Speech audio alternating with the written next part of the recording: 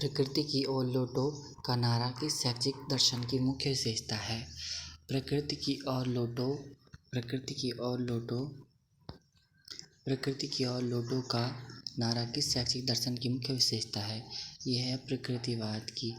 और प्रकृति की ओर लौटो का नारा दिया था रूसो ने। दार्शनिक विचारक था रूसो और विचारधारा थी आपकी प्रकृतिवाद। शिक्षा में प्रकृतिवाद का मुख्य प्रवर्तक और कट्टर समर्थक किसे माना जाता है? शिक्षा में प्रकृतिवाद का मुख्य प्रवर्तक और कट्टर समर्थक किसे माना जाता है? Jean Jacques Rousseau. Jean Jacques Rousseau को शिक्षा में प्रकृतिवाद का मुख्य प्रवर्तक और कट्टर समर्थक माना जाता है। रूसो ने अपनी किस सुप्रसिद्ध पुस्तक में प्रकृतिवाद शिक्षा व्यवस्था का विस्तृत वर्णन किया है? उसने किया है एमाइल। रूसो ने अपनी किस सुप्रसिद्ध पुस्तक में प्रकृतिवाद शिक्षा व्यवस्था का विस्तृत वर्णन किया है? एमिल पुस्तक में। प्रकृतिवाद के अनुसार शिक्षा का केंद्र बिंदु सेंटर ऑफ एजुकेशन किसे होना चाहिए? बालक को। प्रकृतिवाद के अनुसार शिक्षा का केंद्र बिंदु सेंटर ऑफ एजुकेशन किसे होना चाहिए? बालक को। निषेधात्मक शिक्षा नेगेटिव एजुकेशन का प्रत्यय किस दर्शन संप्रदाय की देन है? प्रकृतिवाद। निषेधात्मक शिक्षा का प्रत्यय किस दार्शनिक संप्रदाय की देन है? प्रकृतिवाद। रूसो के अनुसार निषेधात्मक शिक्षा नेगेटिव एजुकेशन का वास्तविक अर्थ क्या है? रूसो के अनुसार निषेधात्मक शिक्षा का वास्तविक अर्थ है बालकों को गुण सिखाने के बजाय उसे अवगुणों और सत्य सिखाने के बजाय मानसिक भ्रम से बचाना। रूसो की निषेधात्मक शिक्षा का वास्तविक अर्थ है बालकों को गुण सिखाने के बजाय उन्हें अवगुणों और सत्य सिखाने के बजाय मानसिक भ्रम से बचाना। पुस्तकीय ज्ञान का विरोध किस शैक्षिक दर्शन ने सबसे तीव्र गति से किया था? प्रकृतिवाद। पुस्तकीय ज्ञान का विरोध किया था रूसो ने और विचारधारा आपकी थी प्रकृतिवाद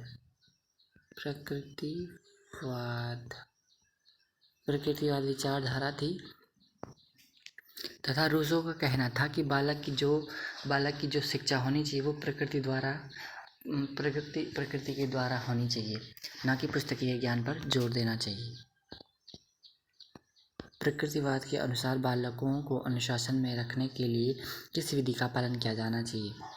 प्रकृतिवाद के अनुसार बालक को अनुशासन में रखने के लिए किस विधि का पालन किया जाना चाहिए? प्रकृति के परिणामों द्वारा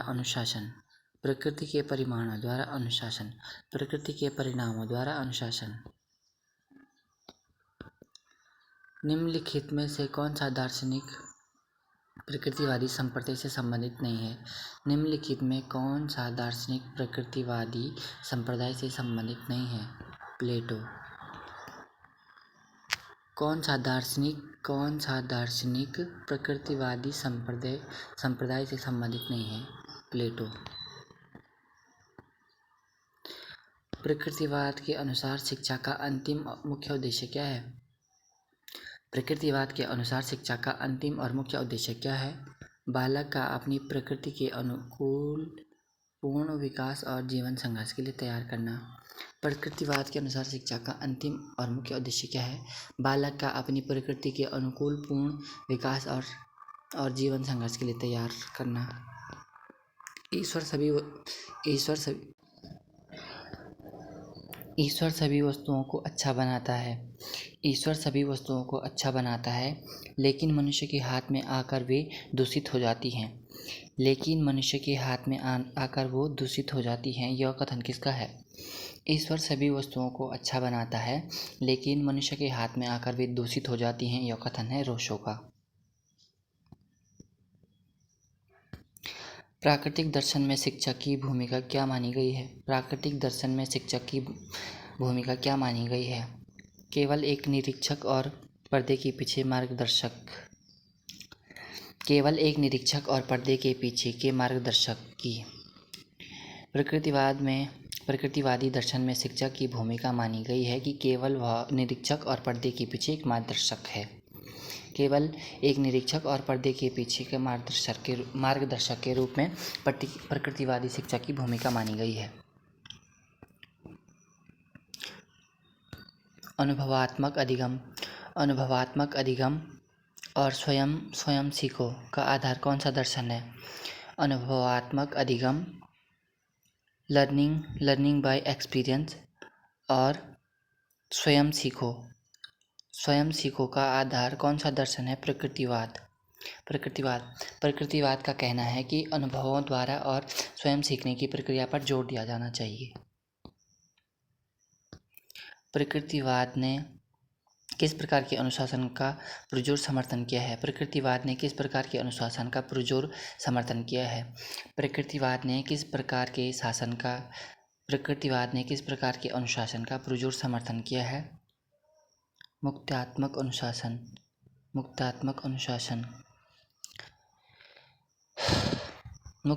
अनुशासन का प्रकृतिवाद ने पुरजोर समर्थन किया है। बाल केंद्रित शिक्षा आंदोलन की शुरुआत का मुख्य श्रेय किस बात को जाता है? बाल केंद्रित शिक्षा आंदोलन की शुरुआत का मुख्य श्रेय किस बात को जाता है? प्रकृतिवाद को। बाल केंद्रित शिक्षा आंदोलन की शुरुआत का मुख्य श्रेय किस बात को जाता है? प्रकृतिवाद को।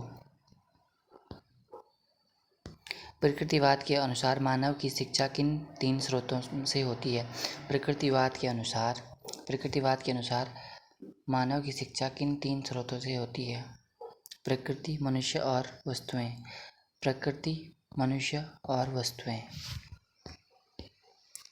डाल्टन पद्धति और मॉन्टेसरी पद्धति जैसी आधुनिक शिक्षण विधियां किस दर्शन से गहराई से प्रभावित हैं? प्रकृतिवादी। डाल्टन पद्धति और मॉन्टेसरी पद्धति जैसी आधुनिक शिक्षण विधियां किस दर्शन की गहराई से प्रभावित हैं? प्रकृतिवाद। आत्माभिव्यक्ति और आत्मसंरक्षण को शिक्षा का मुख्य उद्देश्य कौन सा दर्शन मानता है? आत्माभिव्यक्ति और आत्मसंरक्षण को शिक्षा का मुख्य उद्देश्य कौन सा दर्शन मानता है? प्रकृतिवाद आत्माभिव्यक्ति, सेल्फ एक्सप्रेशन और आत्मसंरक्षण को शिक्षा का मुख्य उद्देश्य मानता है। प्रकृतिवाद ने विद्यालय की परिकल्पना किस रूप में की है? प्रकृतिवाद ने विद्यालय की परिकल्पना किस रूप में की है? प्रकृतिवाद ने विद्यालय की परिकल्पना किस रूप में की है? एक प्रकृति उन्मुक्त और लचीले वातावरण के रूप में। प्रकृतिवादी ने विद्यालय की परिकल्पना किस रूप में की है? प्रकृतिवाद ने विद्यालय की परिकल्पना किस रूप में की है? एक प्राकृतिक उन्मुक्त और लचीले वातावरण के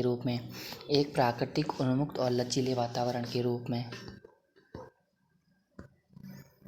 प्रकृतिवाद के अनुसार बालक की वास्तविक शिक्षा किसके माध्यम से होनी चाहिए?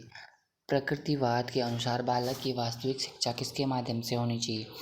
प्रकृतिवाद के अनुसार बालक की वास्तविक शिक्षा किसके माध्यम से होनी चाहिए? केवल उसकी ज्ञानेंद्रियों के प्रयोग और प्रत्यक्ष अनुभव द्वारा। प्रकृतिवाद के अनुसार बालक की वास्तविक शिक्षा किसके माध्यम से होनी चाहिए? प्रकृतिवाद के अनुसार बालक की शिक्षा केवल उसकी ज्ञानेंद्रियों और प्रत्यक्ष अनुभव व प्रयोगों द्वारा होनी चाहिए। चार्ल्स डार्विन के विकासवाद और योग्यतम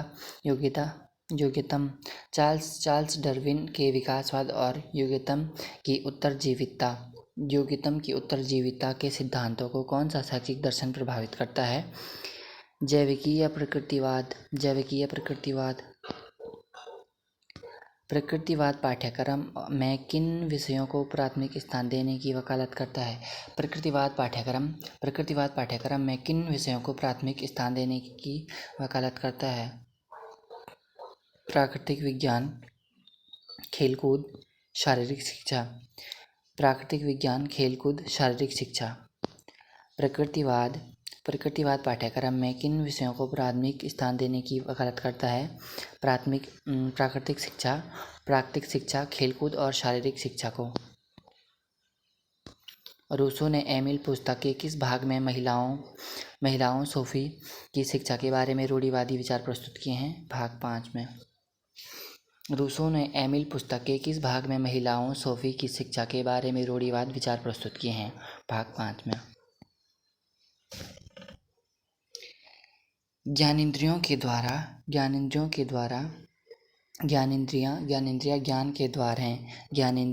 के द्वार हैं।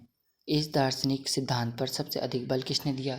ज्ञानेंद्रियां ज्ञान का द्वार हैं। ज्ञानेंद्रियां ज्ञान के द्वार हैं। इस दार्शनिक सिद्धांत पर किसने सबसे अधिक बल दिया? प्रकृतिवाद सह शिक्षा के संबंधों में क्या दृष्टिकोण रखता है? प्रकृतिवाद सह शिक्षा के संबंध में क्या दृष्टिकोण रखता है? वह प्राकृतिक विकास के लिए सह शिक्षा का समर्थन करता है। वह प्राकृतिक विकास के लिए सह शिक्षा का समर्थन करता है।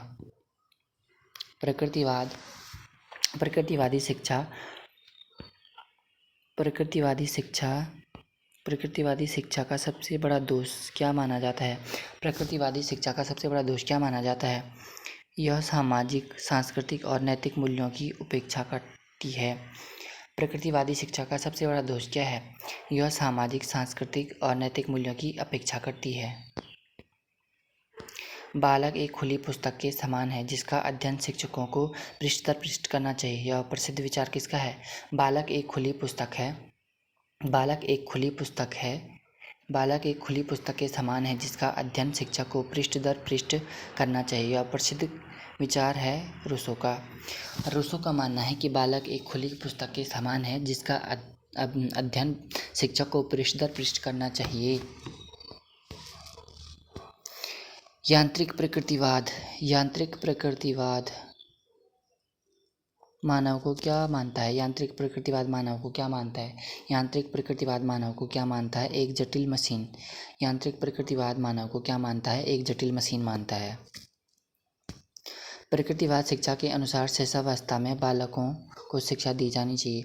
प्रकृतिवादी शिक्षा के अनुसार शैशवावस्था में बालकों को शिक्षा दी जानी चाहिए केवल ज्ञानेंद्रियों के प्रशिक्षण और खेलकूद के माध्यम से। प्रकृतिवादी शिक्षा के अनुसार शैशवावस्था में बालकों को शिक्षा दी जानी चाहिए केवल ज्ञानेंद्रियों के प्रशिक्षण और खेलकूद के माध्यम से। प्रकृतिवाद के योगदान का आधुनिक शिक्षा में क्या प्रभाव दिखाई देता है? प्रकृतिवाद के योग का आधुनिक शिक्षा में क्या प्रभाव दिखाई देता है? बाल केंद्रित शिक्षा, खेल विधि और बाल मनोविज्ञान का महत्व। प्रकृतिवाद के योग का आधुनिक शिक्षा में क्या प्रभाव दिखाई देता है? प्रकृतिवाद के योग का आधुनिक शिक्षा में क्या प्रभाव दिखाई देता है? बाल केंद्रित शिक्षा, खेल विधि और बाल मनोविज्ञान का महत्व।